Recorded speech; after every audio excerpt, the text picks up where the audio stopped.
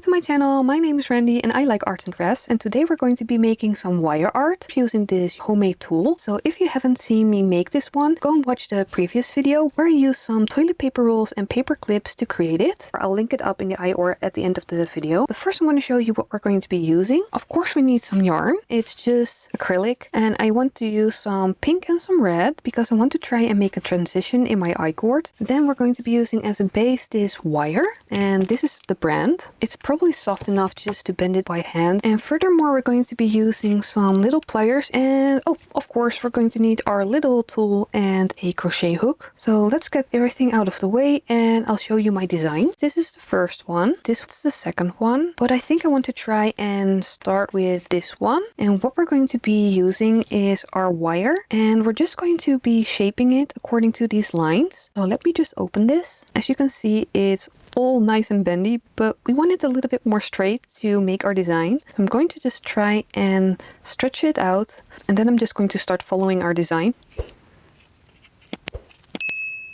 How am I going to get my I-cord onto this thing when it's already bent? I could do it, but I think that's going to be the hard way. So you know what? I think we're going to make our I-cord first. So to make our I-cord, we're going to be needing to know how long we're going to be making it. And I thought I'm just going to use some yarn and I'm just going to place it on top following the design. And that way we're going to be finding out the length of our total I-cord. And I'm also going to put in some knots. So this is the shape of the L, and I want to change color here with a little heart. So I'm going to put in a little knot right here. So then we're just going to follow the little heart. I'm going to do another knot. So this should be the length I need for my red. Let's just double check. And I think that's going to be fine. So I'm just going to continue trying not to stretch the yarn because it has a little bit of stretch in it. So let me just take that off. So this is the length we're going to be making with our I-cord maker. So let's start making our I-cord. I'm just going to put the yarn through the hole in the center. And I think I'm going to put a little clamp on just to give it a little bit of weight. I'm just going to clip them to the end here. And I'm going to start on the right side of one of those pins, looping it around the outside to the inside, turning, going to the next pin, doing the same thing. You should end up with something looking like this. But instead of going to the inside of this next one, we're going to go to the outside, making it go like this. And you want to get your yarn on top of the loop. So this is our loop where we started, and this is where our yarn is. Now we're just going to pull the loop from below over the top yarn, going to the next, again pulling the loop over, and you're just going to be repeating that over and over again, and it will start to create a spiderweb looking thing in the center, like so.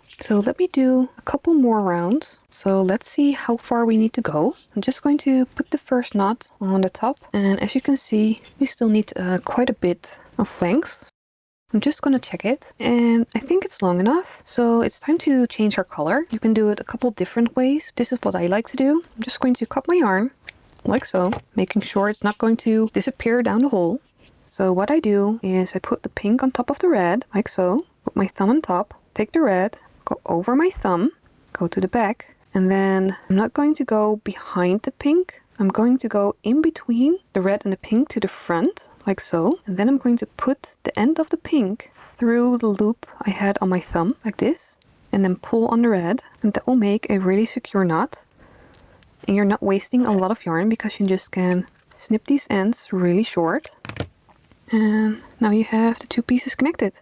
And now I can just continue with the new color. So I'll be doing another couple of rounds, making sure to get the length that I need to go from knot to knot. So that's about this long. And then we are going to change our color back. So let's check if it's long enough. So here's the first knot, here's the second. I think it needs about 3 more rows. So I'm ready to take this off, and I'm just going to cut a tail about this. And then we're going to be taking this off, and I'm not going to finish it right now because I need to put the wire inside. So what I'll be doing is I'm just going to take 2 more of the big paper clips I used to make this tool. I'm going to put them onto the loops, and I'm going to do 2 like so. I'm just going to move them to this side. That way they won't come off that easy, I'm going to do that the same with the other two. And now I'm just going to pull it off like so. So now what you have is the end that we're going to be using to finish it off, and 2 loops on each side. So the opening is still open, and I'm going to just pull this a little bit more just to set the stitches. I'm just going to do that for the whole thing.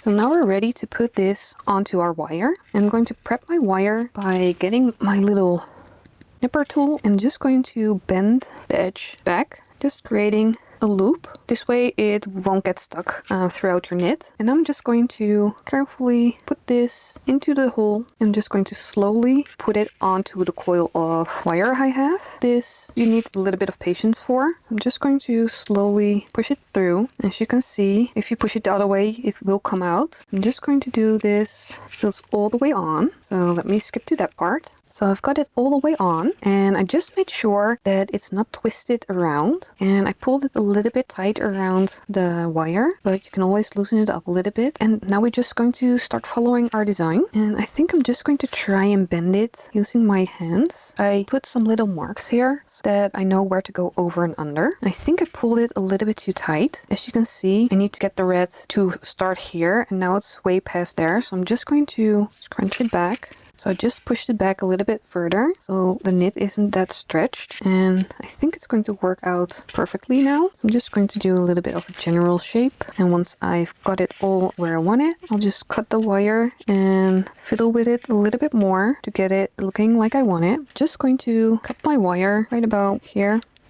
And I think I want to finish it off, so let's do that together. I'm just going to take my pliers and I'm just going to start rolling, making it into a round end. Then I can pull this over like so. And then we actually need a big needle, so let me get one. Got a needle. It's quite white yarn, and to get it onto the needle, you just put the end over the needle like so, pull it a little bit tight, and just pull it over the eye and pinch. So it should end up looking like this, and it should just wiggle through the hole like so.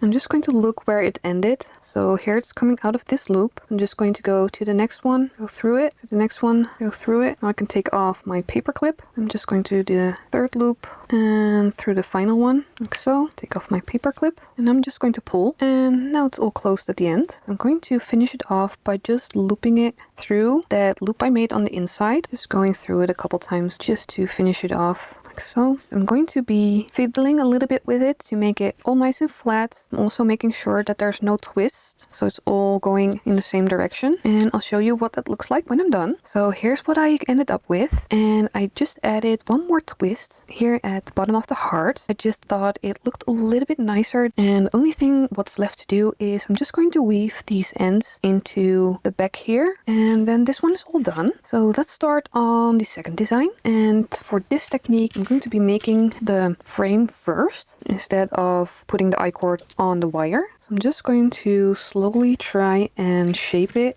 according to my template. So it's quite a sharp bend here. To use my pliers.